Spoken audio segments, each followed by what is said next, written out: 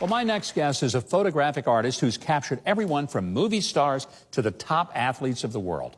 But his world changed when he became the official photographer for the Donald Trump presidential campaign. His behind-the-scenes account in words and pictures is called Trumpography: How Biblical Principles Paved the Way to the American Presidency. It became both a bestseller and the most censored book on the internet because it was too positive about Donald Trump. Would you please welcome Gene Ho? Gene, thank you for coming. Great having you here. Great to have you here. Yeah.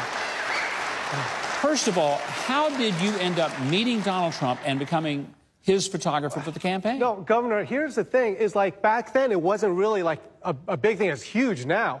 But like they just called me up, I showed up. And it's like 4 years later, like I'm famous for it. And the crazy thing, I was in Reno, Nevada, and this girl comes up to me and goes, "Oh, I know you. You're." And I said, "Gene Ho." And she goes, "No, you're the lead singer of the band Journey."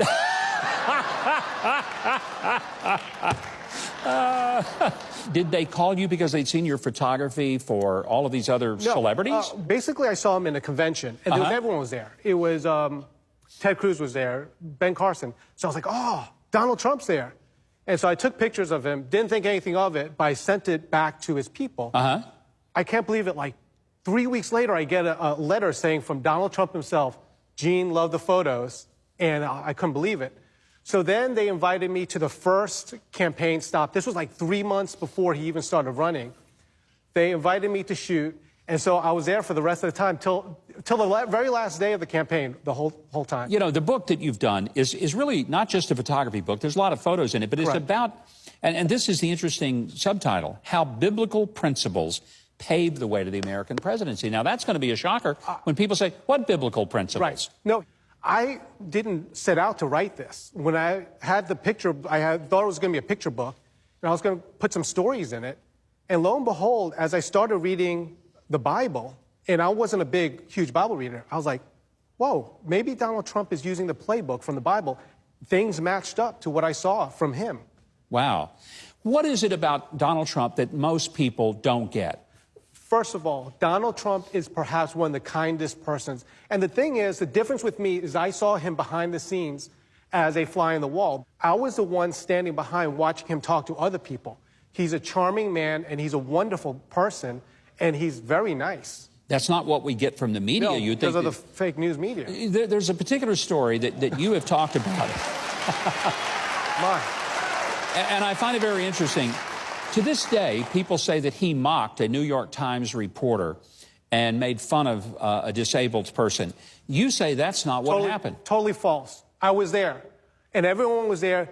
Didn't take it the way we're talking the sound bites from the news media. They take this small little section, and then they play it in a loop over and over, and it becomes the news. It wasn't like that. He was not doing that. But they still, to this day, say that he's a racist. We that have dealt with racism are hypersensitive to people that are racist. You have people all over, Diamond and Silk that met him, who I do photography for. They love him. I love him. I can tell. When you talk about this process of going through the campaign, were there any moments that got to you on an emotional level? There was one time that I almost got shot by Secret Service. Like, not everyone gets That's not a good shot. thing. Well, I'm a photographer, right? So I saw his tie, and I went after his tie because I wanted it. It was crooked, so I was like this. And then Secret Service was like, oh.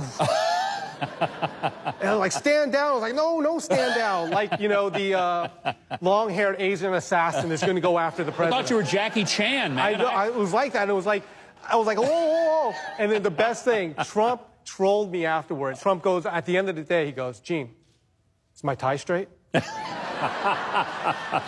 Why did you get censored so much? Because your book, I mean, a lot of people would just say, okay, so he has a right to write a book. You were a president. You were first row for all the things. But your book just got hammered. It got totally hammered. Book signings got canceled. I've taped shows where they fully taped it, interviewed me. Everything was good, but it got up to the executive level, and they canned the show. Online, I had a bookseller that removed all my 5-star reviews. It was bad. But I'm going to tell you this, and everyone knows this. No weapon formed will harm us. No weapons formed. Not if you love Jesus. Not if you love Jesus. Well, I think it's a phenomenal book. I understand why it's a bestseller. It's very compelling. You tell a great story. You give us scenes that we've never seen. And I just enjoy getting to be with you. What a pleasure and I love delight. this guy. I do. I love him. You're a terrific photographer. Thank you, sir. And a great storyteller. Thank you, Governor. The book is called Trumpography, How Biblical Principles Pave the Way to the American Presidency. It's an inside look at Trump, the man, and his campaign from someone who was actually there and who captured it all. You can learn more and purchase Trumpography at geneho.com. It's right there on your screen so you get the spelling right.